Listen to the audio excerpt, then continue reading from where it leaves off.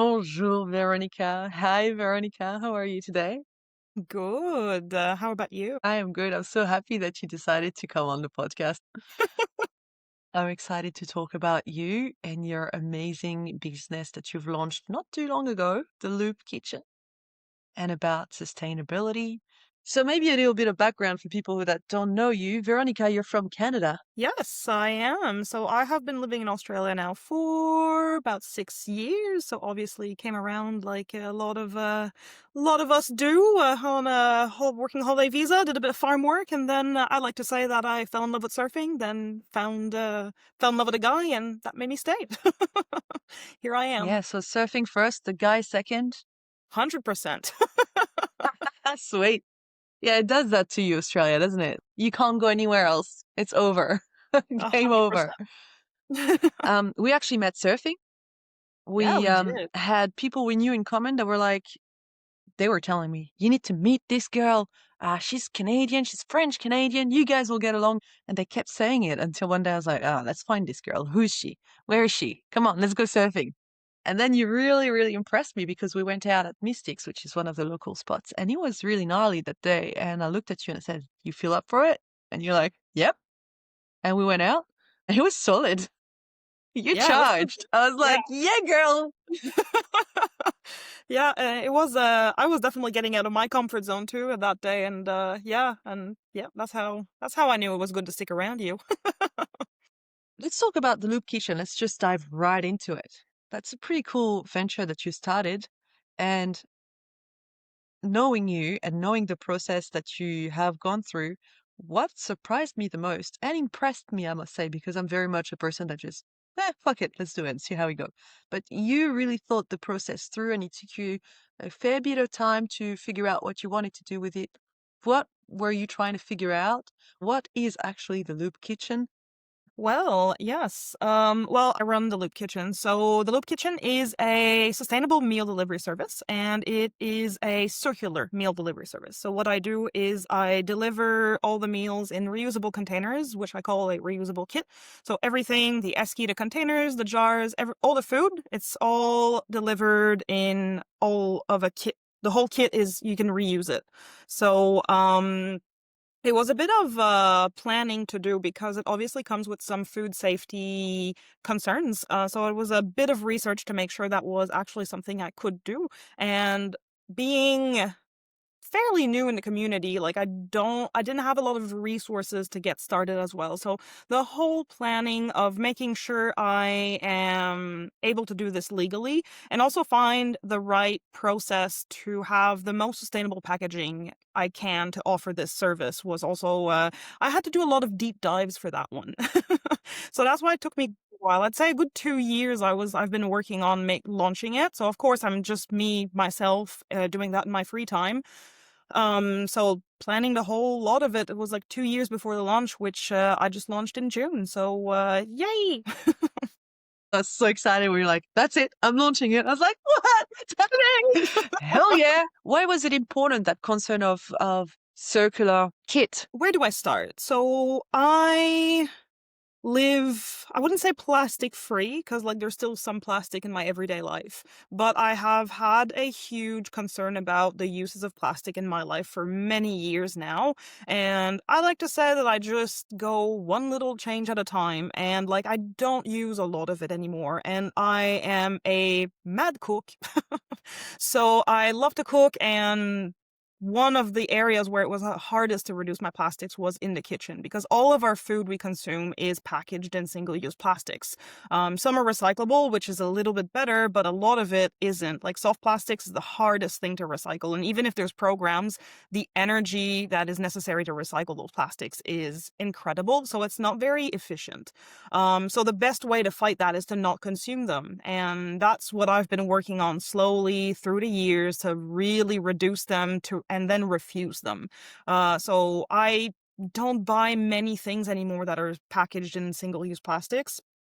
Um, So that's what I wanted to kind of bring to people. Like, is like, here's a meal that is delivered in a reusable packaging that is also made with ingredients that are not wrapped in plastic.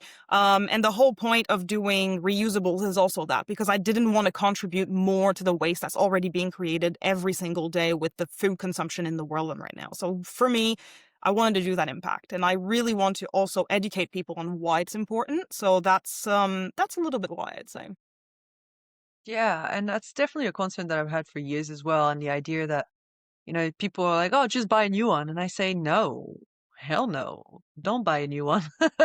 If you can fix, if you can reuse, if you can find another use for it, if you can avoid buying plastic in the first place. I know that a lot of people look at me like I'm an alien when I say, oh no, I'm not buying it because it's plastic. I'm I've got a long way to go compared to you. I mean, you're way ahead on the road of plastic almost free living. I imagine there were challenges in there. Oh, 100%. And like, I still get all the alien looks, like when I say, I'm sorry, I'm not going to do that. And there's a pyramid, right? Of, the zero waste living, if you want to. At the bottom of the pyramid, it's called like rot. So whatever you throw away, let's say food, it does actually rot, but your plastic, it does go to landfill, it goes somewhere else. It's out of sight, out of mind, but it's still there, always going to be there. So that's at the very bottom. When you use something, you just like throw it out. After that, you have recycle. That's like obviously our programs that we can do. After that, you have reuse, repurpose, do something else. After that, you have reduce, which is like being a bit more mindful of your consumption. And then the top of it is refusing. So where you have the most impact is when people start refusing the things. So if people refuse the plastic bags, refuse the straws, refuse the water bottles, refuse the food packaged in single-use plastics, that's when companies are like, okay, let's rethink something. Mm. So that's really kind of, the whole progression is like kind of where are you at in that pyramid, and what can you do at your best? Because obviously it doesn't change overnight. Like for me, it started like, I think I was 16 when I really was like, okay, I'm going to start just doing better, and like at least recycling, at least doing this. Oh, I don't want to, let's repair this instead of buying a new one, and just always with the planet in mind. Like it's always that, because I, funnily enough, like what all started everything, I think I was 9 years old. And I was sitting in this classroom. I was in second grade, and there's this lady from the council in Canada that came to speak about reducing like our water usage and like recycling and why it's important. And I remember clear as day, I was sitting on these plastic little chairs we have in Canada and like our kind of fake wood desks and listening to her. And she was saying that diapers took something like 1,000 years to decompose. I was 9. I was 9, and in my brain, I was like, 1,000 years? I don't understand what you mean. Why? In my head right then, I couldn't understand that something you use for about 2 hours would stay for thousands of years, and that's just me. And then I looked at everyone around me and I was like, oh, they all had diapers. And then the whole school had diapers, and everyone in town had diapers. And that just like, it blew my mind when I was 9. And I knew from there had to be a better way. It started then, like when I was 9, every single time. And like since that day, I've been mindful of like, yes, recycling, doing the right thing, and water consumption, like shutting your taps when you're brushing your teeth, washing your hands, this and that. So it's always Mm. been a small build up from there. And I've always been into trying to figure out what's the better way to do things. Like you go at the shops, do you buy packaged vegetables or the loose ones? Well, that's a choice that came on early for me. So even if it's more expensive, like I don't care. I don't want to have an impact on the planet. I don't want to leave this behind. And it's, once again, it's not because you don't see it that it's not somewhere else. It's somewhere else breaking down into microplastics. So when like that reality, when you start thinking about it like that, it really hits you. And my partner always says it's a curse that you gave me because I can't unsee it now. And it becomes daunting because it's everywhere. But in reality, we have tools to do better. And we all have the power to do something, even if it's small. So And yeah, I think that's the thing, the small acts, instead of looking at the whole big problem that it is, just thinking, what can I do in my own little way to make it a tiny bit better? It mhm. doesn't have to be the solution. It has to be better than yesterday. That's it, you know? And it is a curse because it's very overwhelming once you start seeing everything. But then when you have a method in place, that softens the overwhelm.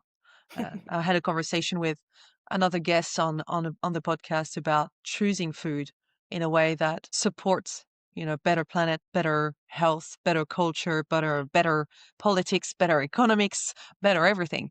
And it's really an act of rebellion to choose wisely, to decide, okay, I'm gonna I'm gonna try to pick what is good for life in general. I'm going to try to pick the food that's not wrapped up in plastic, the food that's not cultivated in chemicals. Yeah, at first it's super, super, super daunting. It's overwhelming because there are so many things to think of. So, is there a method that you have? Is there a thing that you do? Is there what does it look like for you? How did you get to the point where you're at? Like, the easiest way I could say is pick a corner, right? Like every big problem in life, you pick a corner and you start because, like you said, it becomes really easily overwhelming. But if you kind of come back in and like just concentrate on your situation and what you can do, um, I think like the best tip I can give anyone is like start with a room, bathroom, your kitchen, your office, whatever, and look what's around and like something you use every day. Like, is it in plastic? Is it something you need to replace eventually? And like when you need to replace, how can you replace it? And like all of these things come with a bit of planning and like it's actively like active passive planning. It's just like, like pens, what do you do? And of course I'd say like 99% of the pens are all made of plastic. What do you do to replace them and do it sustainably?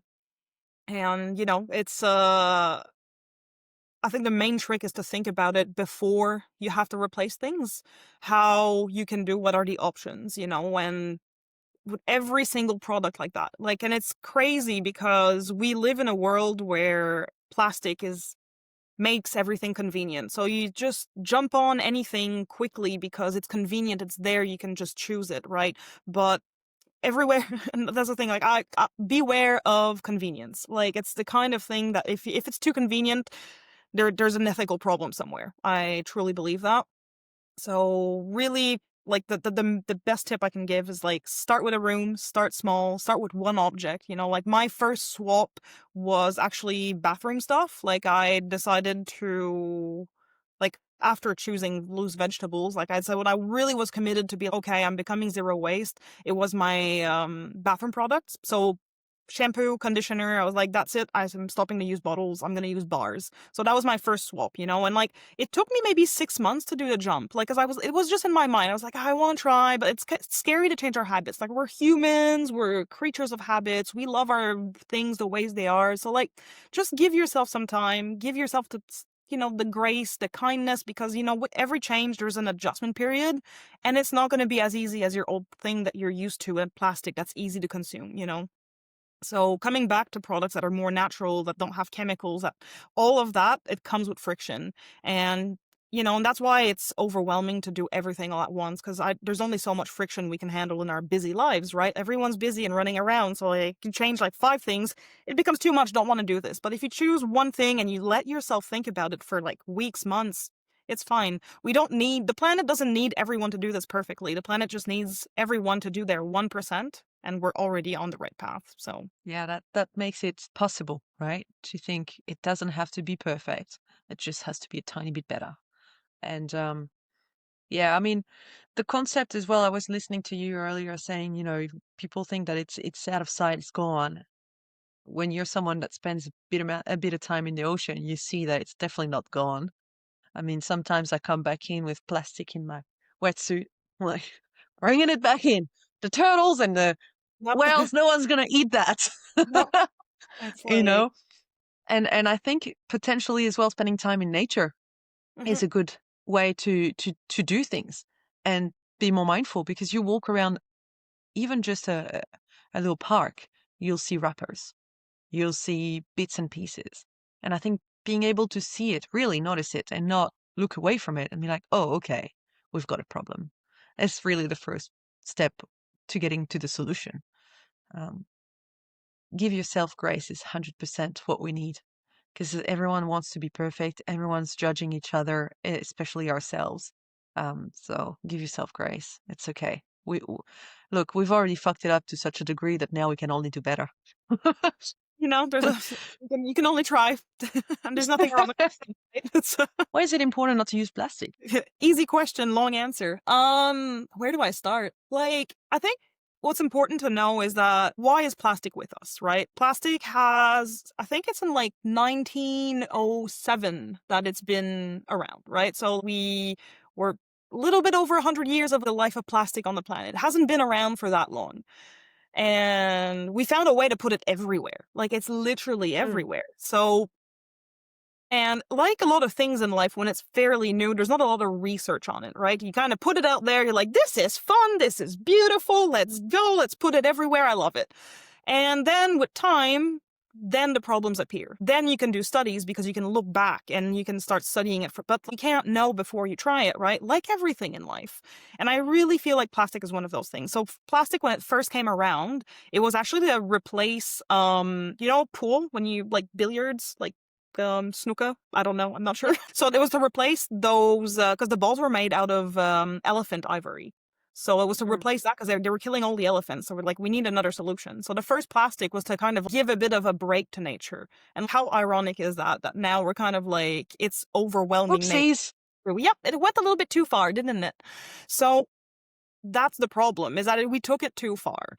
And the whole problem with plastics is like, fine if we have something in plastic that's going to last forever and like, you have a minimal amount of it. But the problem is when it goes away, there's no really a throwing it away. There's no really going away because it only degrades. It doesn't decompose. So it breaks down into smaller and smaller and smaller and smaller pieces. We have like, microplastics are below 5 mils, and there's nanoplastics that are below zero point 0.5 mils. Uh, Plastics, they're found when we have it in our air. We have nanoplastics when we breathe because if you do wear, like everyone has clothes made out of poly something, all the synthetic fibers. Putting that in a dryer breaks it down, creates little plastic fibers that are mm, floating in the mm, air. And that doesn't go away. It does not decompose. So we're no. now stuck eating it, breathing it. Like bodies have them in our like Yeah. bloodstream, in our brains. Babies are born with microplastics, like in the placenta. So that's the problem. It's now to the extent that it's literally everywhere, polluting our waters, our earth, our air, our bodies, and microplastics also leach. Like they're made out of the chemicals. Plastic is like, we're fracking the soil to get oil to make plastic, but it's also treated with chemicals. So having that in our body is also super disruptive. So it can affect your hormones, your health in general. There's now plenty of diseases that are kind of like, that hints to like consumption of plastic. You've been around it a lot more. Reheating your plastic in the microwave, even if it says it's microwave safe, the only thing that really means that it's not going to melt, right? Like you're still putting microplastics in your food when you're microwaving your food. Mm, And like that's not common knowledge. So that's the problem with plastic. It leaches into everything we consume, and it's just starting to come up because it's only been around for a little bit more than 100 years, how bad of a consequence it can have on our mm, bodies and on our nature. mhm. And the thing is, The we less can't the better. escape it really now. But what we can do is make those decisions that are going to lead whoever's in need of creating that plastic to Mhm. slow down and find another solution. Yeah. Because the more you buy things that have plastic in it, the more you endorse plastic creation. Yeah. So, yeah, it's a And question that's of where the choice. refuse comes up. I was talking about the pyramid, like the refuse at the top, that's where we have the most power as a consumer. Mm, Like saying no to things is where the most power is. And it's fine. Like, it's hard to say no to everything, but like you can start saying no to a few things. mm. And when you start looking into it, there's plenty of businesses out there that are trying to offer other alternatives, like Yeah, the loop toothpaste, kitchen is one of them. kitchen as well. So back to the loop kitchen. What's the goal here besides feeding people delicious food? Because it is delicious. I mean, if you've ever tried Veronica's food, you'll know. If you haven't, I highly suggest you do. I mean, And I'm that's biased. coming from a great cook myself, by the way. I'm not going to be humble here. We're both really good cooks. I endorse that. That is true. What's the goal? I have great visions. Like, I really would love to be able to serve the whole of Illawarra, but I also would like to be able to do some education on the whole plastic situation and how to do better with that. Um, So the goal is to grow the meal delivery service in the first way. Like at the moment, I'm just serving Shell Harbor, and I'm really working hard to expand the service to make it known. Um, and then I would like to expand it to the whole of Illawarra. I would eventually like to have a venue where I can serve meals, all plastic free. And like the idea would have to be a cafe with everything that's repurposed. Like I'm not going to get anything new if I get a cafe. Like everything's going to be reused, repurposed, refurbished. No plate is going to be the same. We're all everyone's going to have Yeah. different things, and all in the sustainability kind of idea. And I would like to have workshops to live more sustainably at home and all of that. So that's kind of the idea. And obviously I just want to share this knowledge and make it less overwhelming for everyone to live plastic free, because it can be overwhelming, but it doesn't have to. Mm, that's so important that it doesn't have to be. So workshops, I'm really excited about that. That's something that you could easily do online. You don't have to wait for your business to start that. Is there anything that's stopping you? It's in the work at the moment. Like my first project before that is to actually offer cooking at home services. So that Hmm. should come out in the next few months.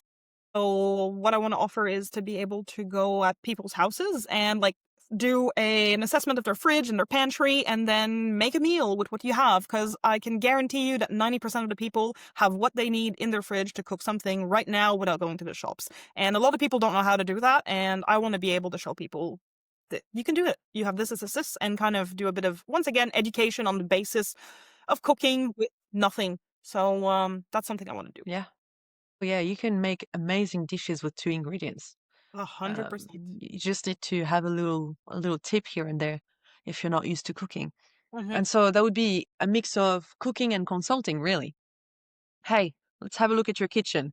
Hey, this is a better option. And kind of guiding the Yeah, way a little bit. Is that the yeah, idea behind it? exactly. And obviously, like I'm a true believer in going at people's paces. So like I'm not going to be there to be For like sure. swap your food that's in single use plastics here. Like it's really kind of like mixing up the food waste and like how to do better at their like a personalized service. And Yeah.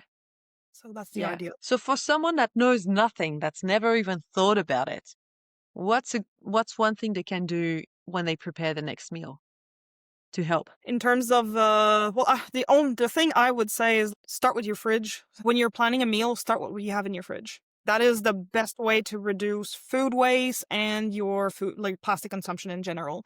Start with the fridge. We have been kind of taught that to cook, you need a recipe first. Then you go to the shops, you get what you need, you come back, do your recipe, and then your half capsicum or half onion stays in the fridge, don't know what to do with it, and then that rots. Or your leftovers, basically your leftovers. I think it's Oz Harvest that just came up with a report, and it's something that's one of the most wasted foods is your leftovers in the fridge and takeaway leftovers. So people bring back their food, don't eat it, just leave it to rot in the fridge. So that is something today that if you start thinking just in terms of your leftovers, what you already have in your fridge is a great way to reduce your waste. And you're saving money too. Honestly, right now, I think everyone is feeling it a little bit. Like it's a great way to Mm. save money. Just start with what you have. You don't even need to go to the shops often. A little trick that I'll add to that is if you have leftovers and you don't feel like eating it. I mean, I'm a person that doesn't like eating the same thing over and over again. What you do, you freeze it and you eat it later, Hmm. when you don't feel like cooking and you don't feel like spending that extra bit of money. You know, you've got a really well prepared meal somewhere in there. All you need to do is heat it up. Yep, that's it. Like we call them emergency meals here. Yeah. It's I call like, them my sickness meals when I'm like, "Oh, I like don't want to cook because I'm too sick." And then you're your like, well, family wants wait. you. It's like, thank you, Veronica. Right? It makes you love yourself even more when you've prepared meal in advance. Thank you. 100%. Quick pause.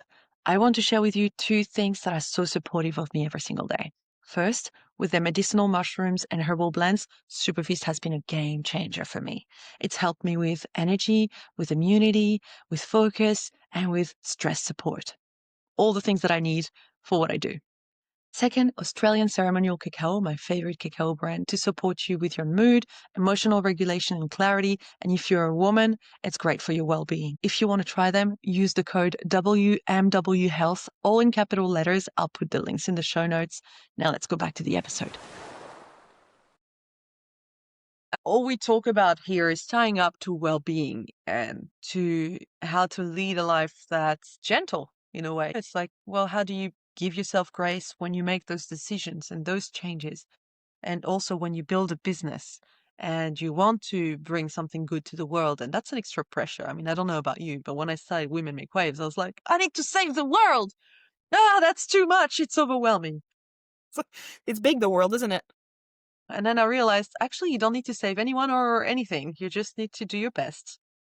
But it does come with a bit of a challenge to have a business in itself, but then also a business with a mission to do good. How do you contend with that? I'll give a bit of a backstory of like to kind of explain a bit better where I'm at now. But I'm a social worker by trade. So I studied criminology back in Canada and worked in childhood protection for a while. And, a bit of what you just said, the feeling of wanting to save the world and make everyone better. Like I really was battling a bit with that, of course. And I think I became very disillusioned about all of it. And I was like, yeah, you can't change the world in one person, right? And working for the government was very, very difficult because, like, the government doesn't really make you want you could like make you feel like you're going to do a difference. It just makes you feel like you're ticking boxes and we're just moving forward, and it doesn't really give space to humanity. That is kind of what made me question a little bit where I was at. And I've always been Mm, someone who's been driven by purpose, and I for a long time thought that my purpose was to help people make their lives better. So that's what I was chasing, and I did what I did with childhood protection, and that was good, but I did need a break, and that's also what took me to Australia. mm, And, coming to Australia, I knew I had to think about what I was gonna do, and I thought about it a lot when the pandemic came around. I was packing bananas in Queensland. Gave a lot of space to think about that, and, slowly but surely, especially working in farms, you kinda notice mm, how much waste there is and how quick it mm, is, how fast-paced it is, and how little we're working with the earth, but we're not working with the earth, and, that was fascinating and kind of really gave a bit of perspective on where I wanted to go with everything. And I eventually also realized, once again, that that was probably while I was picking some lines, actually, that I was not fit to work for people. I realized that then that it was very difficult for me to work for someone because I always had this urge of creating, this urge of doing things and trying things my way and this and that. And you can't do that when you're working for someone, which is fine. These people, they do what they do and that's okay. But I really discovered that in me. And being someone who struggles with self-esteem, I never thought I would be opening a business because that mm. is not something I thought was possible for me. So I remember when that idea first popped up and I was like, I'm not fit to work for someone. What do? I got to open a business straight away. Can't do that. What do you mean can't do that? And you have to sit with those ideas and kind of break through all of that. And yeah, no, that's a long story short of how I eventually kind of went onto like, I'm going to open a business and the farms and me being passionate about nature and reducing my waste. I need to put these things together. And with time, basically, a lot of chats and a lot of inspiring people I met along the way as well kind of helped to shape the idea. And obviously, being from overseas, I'm not even a permanent resident right now. Like launching a business, there was a lot of like, yeah, can I really do that? I really feel like a lot of imposter syndrome symptoms, I guess. Mm. So, I don't think I should be doing this, and I shouldn't be like, I'm not allowed. But in reality, you just have to push through the barriers and be like, hold on a minute. Yes, I can. What does it look like if I say yes to this? And start asking those questions and sit with yourself, and it really does open up some doors, I believe, when you start really kind of allowing yourself to be like open to what does it look like if I do it. Yeah. Um, and I obviously there's a lot of you of what you say that I really relate to. Whatever upbringing we've got, it very often when you've had a difficult childhood, it's very easy to think you're not good enough to do something. You're not deserving of it, you're not capable, you're not whatever the word is. I want to say kudos to you as well because I, building a business in a country where you're not sure you're going to stay. And that's the reality of being attempting to get your residency as much as you probably have the temporary one now. Mhm. You don't know. Yep, don't know. And and it's really fucking scary. I mean, it's the same. I started Women Make Waves before knowing. I actually started it when I had my temporary residency. I was like, okay, there's a chance I'll stay. I can start now. um, but it's a tremendous amount of stress and weight on your shoulders. So I gotta say, I'm really, really, really happy and proud that you're doing this right now because it's not easy. So you're doing it the real hard way. And I can't wait for it to be easier for you. Um, You. Thank you so yeah, much. it's an adventure to create a business, no matter what, because you really need to get out of your own way. What is that? What's the ways you are in your own way right now with your business? What is coming up currently? Mhm. Gosh. And it's funny because, like, there is so many, right? I struggle with self-esteem. I do struggle also with anxiety. I struggle with a bit of, I struggle with my attention. It's very hard for me to focus on things. So I get in my way quite easily. Like, it's very easy. And I'd say it's very, I feel like there's a lot of beliefs, that come from childhood, when childhood, like you said, hard childhoods, they kind of put some interesting things in your head, it's kind of a USB key that they install in there. And you just like catching myself telling myself like these things of like you're not good enough and you can't do this and you don't deserve this and you're not working hard enough. Not working hard enough is often one that comes up for me, and I have to catch myself. I work 7 days a week. I think I work hard enough, I work really long hours. I have 3 jobs. I think I work hard enough. I can stop telling myself that I'm not working hard enough, and it's kind of like breaking these things, um, and really tuning in with what I actually need and tuning in with an plan as well. Like I'm a very reactive person, so I kind of feel like I'm getting in my own way by not allowing myself to have time. Basically, I think that's my main one. That's very reoccurring, but yeah, I that's know it. very often I want to, hey, you leave all of it. I'll take you out of it. You have a break. How And resistant am I? Just like no, like and then you're like, yeah, you're just like, ah, ah.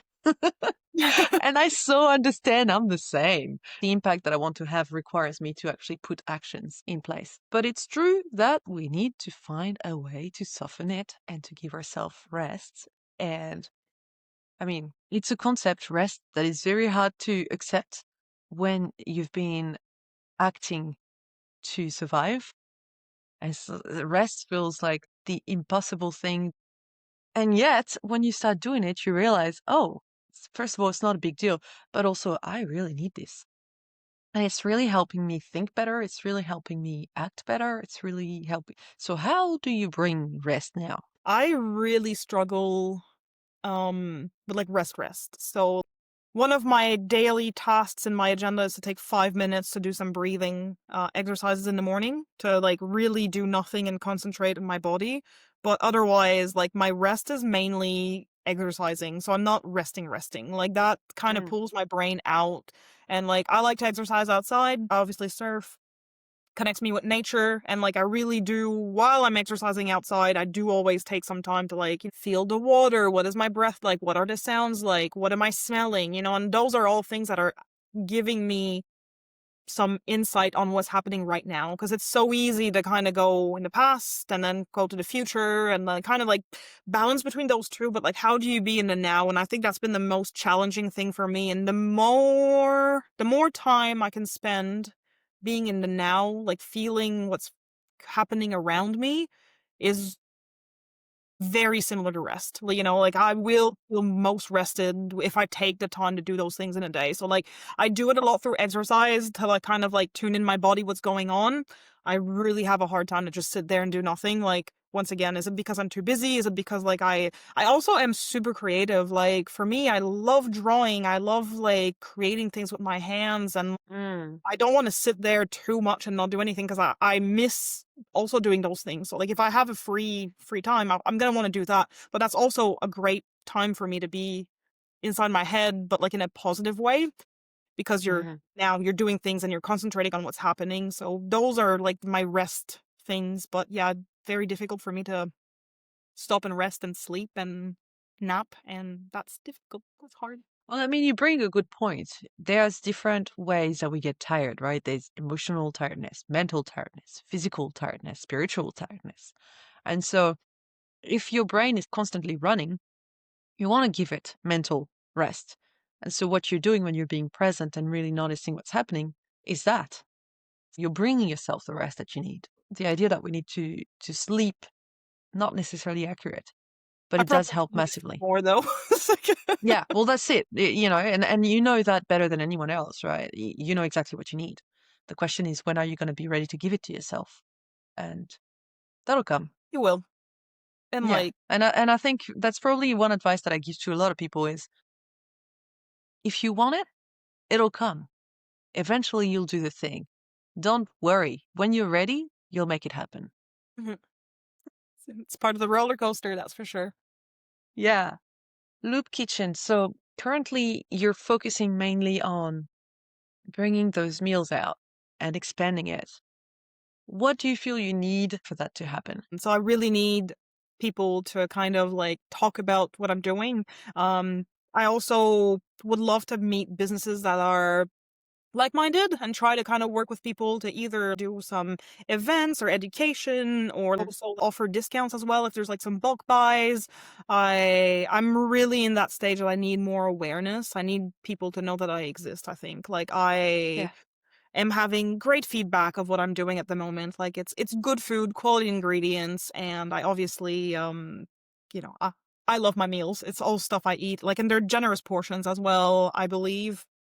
So yeah, I just need more awareness and people to buy the meals, and that'll keep me going and I can make bigger impact and change the world. Yeah. And I mean, look, it also makes an impact just on the people that are buying it. Personally, I Oh, like having people cook for me. So, um, 100. if it's just that, it's already a great start. And I've seen your meals because we've got a client in common that uses them and they are really well packed. They're looking always very fresh. And to be honest, compared to what she used to buy, which is the pre-made meals that you just, warm up in that plastic container, you get rid of the top wrapper. It's a no-brainer. It really is a no-brainer. So, I mean, I would highly urge you to at least check it out and, share with friends. And that's 100. super important because in terms of the impact that we have in the world, I think picking the businesses that do good is part of the game. Picking businesses that are local is part of the game. And I think it's important to, in this age of division and really stressful times, it's important to stick together. So to me, that's the way I see it, and I try to always pick the local bit, 100%. whatever it is. Mhm. And if you're gonna buy from overseas, check how ethical it is. That's super important. That's another Um, sustainability as well as like, where does it come from elsewhere in the world and how are the people treated that make this thing, and that's why it's super important. And once again, in a world of convenience where it's super easy to kind of go and buy with a whatever, you yeah. don't see what's happening, but when you start giving it some impact and, like, when you choose to buy the conscious and ethical thing, it is so empowering. You feel so much better about what you buy. You feel so much better about your things and, like, you wanna care about them a lot more as well because there's often a lot more costs associated with something that's local and sustainably made, but, like, it's not because people want more money or they think they're better than them. That's not why people are charging more. It's because the actual work to do these things does take more time. And if you want to do it ethically as well, pay someone a decent wage to make, I don't know, a t-shirt or whatever. Like in the farms as Mhm. well, you need to pay a little bit of extra. And you are giving your money to these people to have a better quality of life. Sure, take my Mhm. money. I don't want this person working in a sweatshop doing t-shirts. Like I don't want to wear that. That's gross. Like and when you start Yeah, I thinking that mean, if they're paid well and if they have decent work conditions, I'm happy to pay them. But if they're not, and even when you buy in Australia, knowing that you're buying in a different state is already a big thing. And I think Australia is doing a very bad job at being transparent with all of this. When you buy food, for example, it'll say Australian product, but it won't say most of the time where is it produced. And Australia is a big country, So it's essentially like buying from another country if you're going to buy from the other side of the continent, right?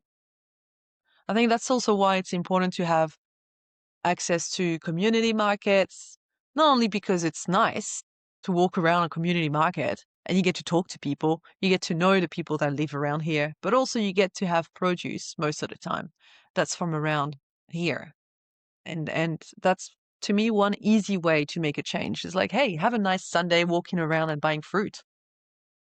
Yeah, and like an apple that hasn't traveled hundreds and thousands of kilometers to get to you, you know?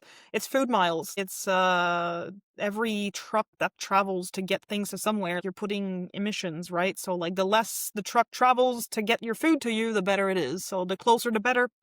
If you can grow in your garden, great. If you can't, like buy as local as you can. Hmm. Yeah. You have so many initiatives that you're taking part in. One of them is Box TV. It's that food repurposing, I guess, because a lot of them are rejects, right? Yeah. So there's a good part of them. It's like seconds. So once Mm, again, working from the farms, like you have different grades. Sometimes you have like bananas because I know when I was packing them, like you have a little ruler, and I think I can't remember the exact measurement, but like if the banana mm, was smaller, you couldn't pack it, and if it was longer, you couldn't pack it. So often we get the smaller ones and the longer ones at Box Divvy because they can't really give, they can give them to markets, but mm, Box Divvy's gonna buy those bananas, the ones that are not supermarket worthy, that are not perfect. Some of them have spots or this or that. Same thing with all the other products. So like our apples are often smaller. Same thing. So it's just there's an industry standard for supermarkets. mm. And unfortunately, there's so much that goes to waste. And like Box Divvy is a business that communicates with local farmers, try to stay as local as possible, of course, and gets the stuff that's either rejects or just funky looking, and redistributes it to what we call hubsters. So like I host a hub at my place and people order and then they come pick up from my place on a given day. But it's a great way to get your groceries. It's cheaper, it's more local, there's less packaging. Honestly, there's nothing not to like about it. Like, Yeah, and you use a fair bit of it in your cooking as well, do you? 100%, yeah. So that's where I Yeah. get most of my fruit and veg to do my stuff. And once again, there's and they really, because it's bulk, there's minimal use of plastic. Everything kind of comes in bulk. So yeah, Yeah. it's good Yeah, it's stuff. pretty cool. So that's one way, to figure out the whole veggie situation. It's to use those services, and there's a few different ones. I can't remember the names, but it's definitely super handy. Yeah. And those little, I was thinking when you were saying they're putting the apples through the exact same thing they're putting us through. We need to be perfect, the right size, the right color. Otherwise, we're rejects. Percent. And like That's, it's crazy. And even we get sometimes some things that are not good enough. Sometimes I'll get capsicum and say they have like a bit of a slit on it, but like they're giant. So Box Divvy's thinking is like, you can just cut it off and use it. You paid for probably like, you get double of the amount you ordered. So if you have one that has a crack in it, just cut it off. You'll be fine. Most of the stuff is picked a few days before getting to us. So it's not bad. It's just, some of it can be like, it happens. All produce sometimes kind of like gets packed, but it's just we're so used to supermarkets and having the perfect looking everything that when you have someone that's looking a bit sadder, you just don't want it. There's a problem with mm, that. Like you said, like we're as humans, are we all perfect and looking the same? And like we're all bruised, we're all injured in some weird way or not. Like it's kind of like mm.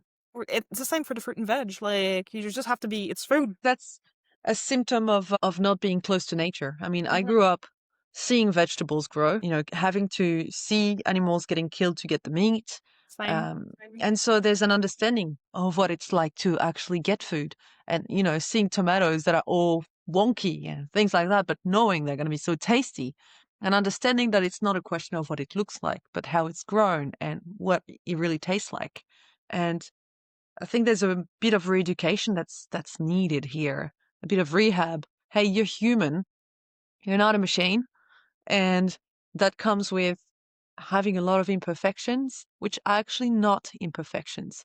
They're just what it is to be alive, you know. Exactly. And like I said, Mm, like the whole idea of like supermarkets and plastic coming in, like and all of that, it's like beginning of the 1900s, right? And like people used to know what it was on a farm. And like I'm the same. We had pigs and chickens and we would eat them. Like, I remember my dad had to run around the chickens to try to catch them and like we would kill them and eat them, it was just like what we would do. Like, and then you once again grow the stuff. But like there's so much energy, time, and like resources that goes into keeping animals and growing fruit and veg that it's a shame to mm, waste it. When you know that, when you've seen it, you don't want to yeah. throw any little piece of meat or veggie because like it is so lucky. It's a Mhm. miracle that it's in front of you, Like there's an Yeah. animal that sacrificed its life to be in front of you if you're eating meat, and the vegetable like going through the process of growing, just sprouting, not getting eaten by any kind of bug or animal is crazy. Getting picked, and then you're going to the packing shed, having the sorting process. It could have been rejected 100 times, not going through any problems through transport to get on the shelves at the supermarket, and then being picked at the supermarket.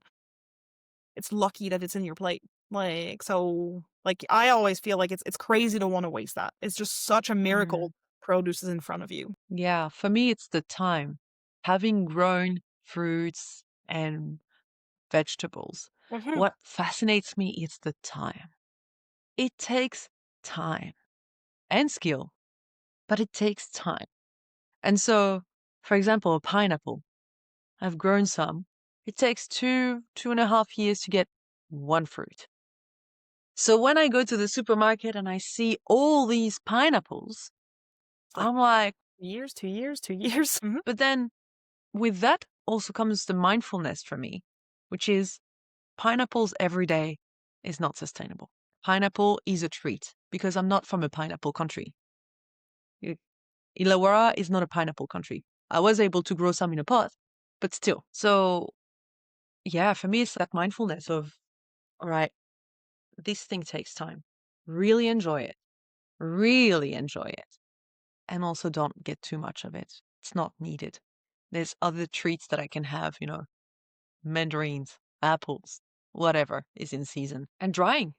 You dry a lot of food too. I do, yeah. I mean, Yeah, how good is that? that's awesome. Like it helps you preserve. If you have anything that's going a bit funny, like it's just like put it in there, and like, yeah, it's an amazing tool to have to be able to dehydrate your stuff. And And you can find some pretty cheap ones, I like don't chickpeas. mind reuse like on Marketplace. So like I was just Oh, like yeah. testing. Yeah, I kind of didn't have one here, and I was like, I need one. And it's time. Part of the settling down process after being on the go for so long. I was like, I think it's time. Got one. I found it for 10 on Marketplace, and yep, Yeah, and I used it. It's great. it works. It does a job. It's like The nectarine day. I think we yes, should tell the story of the nectarines. I think you need to. I was ordering on Box TV and I thought, yeah, I feel like nectarines. It was last summer and it was in It's an season. And online I was like, platform, right? So like you're ordering online and you have to put the amount of the things you want to put in. So you're just like looking at yeah. nectarines, putting one. So I saw nectarines and I put two, and I didn't realize instead of buying two nectarines, I was buying two trays of nectarines. I was like, why is it so expensive? I don't know, but it's okay. And then I woke up and you've got these two trays. I'm like, okay, jams. We're making jams. And then you lent me a dryer, so I was able to dry some. But these are Snacks. the things you can do when you've got too much of something, right? You can also share with your neighbors. Just a thought. And that's You something that's can, very lost. We don't have a lot of connections with our neighbors, like in many places. We're very much of a online society, and we don't really know our neighbors and all of that. But most people are lonelier than you think, and they just, it's great to know your neighbors. yeah, we seem to have forgotten, and people are starting to rediscover it now with the concept of blue zones. Community and a supportive community is one of the number one markers of a healthy and long life. If you have a supportive community, you heal better, you fall less sick, you live longer, you're healthier. And so knowing your neighbors and realizing that they're not, because we're scared of each other now. That's well done, governments. Whoa. Breaking down that wall and seeing that, hey, it's just another human being who's going probably through the same thing, and being able to share things. I mean, it took me a while to get in touch with my neighbor at the front, but now it's cool. I'll bring her cake. She'll take care of my cat sometimes. And it's just like, interacting with people, and we're just so scared of having psychopath neighbors, right? Like we see things in the news and everyone think that like people are going to be murderers or bad people or it's insane. We got to assume the best a little bit, you know. I think it's important to flip the switch because we've tried assuming the worst for a long time. I don't think it's helped anyone. No, it doesn't. So maybe we try the opposite. We try assuming the best of each other. Yeah, and I And really feel yeah. like, it starts with turning off the TV. Mm. Yeah, or Like not owning one. no, me neither. I guess it helps, doesn't it? But yeah, you just see that, like, seeing that day in, day out, you start being scared of your neighbors and being scared of getting out because bad things are going to happen because that's always bad things on the TV. So, like, of course, the brain kind of goes like, bad things are going to happen to me if I talk to people. In reality, if you really try to talk to people and go out, you'll have a great time. It's pretty good. Yeah, everyone's a friend waiting to happen. It's been a pleasure talking to you, Veronica. I mean, always. What do you want to leave us with regarding the Loop Kitchen, regarding being a conscious human or just being a human? Well, what would I say? I would say, approach life with flexibility. It's really what it is. I think it's one of the keys in this existence. You got to be flexible, and the more rigid you are, the harder life becomes. And if you keep in mind to be flexible, and that means in your plans and like in your relationships, in your life, in your work, in your like, nothing in this life lasts forever except plastic, basically. So honestly, just you stay flexible and do what you can and try your best, and that's really all we can do as human beings. And if you strive for like 1% better every day, you're already doing better than yesterday, and that's awesome. And I think that's really kind of where I'm at with the Loop Kitchen. Like I really am wanting to build that 1% better and help people with their meals, with gaining your time back, treat yourself, have food ready for yourself, get your time back. And while you're doing that, you're also doing something great for the planet, and you're saving some plastic from landfill. You're basically just reusing and kind of aligning a little bit better, being closer to Earth by eating meals. So it's lovely. And Perfect solution. yeah, 100%. Like and I am just really keen to grow this service as much as I can and be able to deliver people with beautiful meals and connect more with people because everyone I am cooking for at the moment are all amazing people that I'm so blessed to be able to help with food. So it's really an amazing project, and it's really getting me all kinds of beautiful connections, and I love doing it. It's awesome. And thank you so much for having me on today. It's been an absolute pleasure to talk to you, and it's been beautiful. Thank you. Thank you. Thank you. And I have no doubt that the Loop Kitchen is going to do its thing. There is no doubt in my mind. It's just a matter of keeping at it and things will unfold. No worries. Merci beaucoup. Ça fait plaisir. Thank you so much for listening. If this episode resonated, it would mean the world if you could like, follow, share, rate the podcast. It helps us get discovered and share the love. All of the guest resources will be in the show notes, including links, offerings, discounts, and anything you might need to go deeper. And if you want more tools, reflections, or behind the scene moments, feel free to follow us on social media or to have a look at womenmakewaves.com.au. Until next time, stay curious, stay connected, stay true to yourself.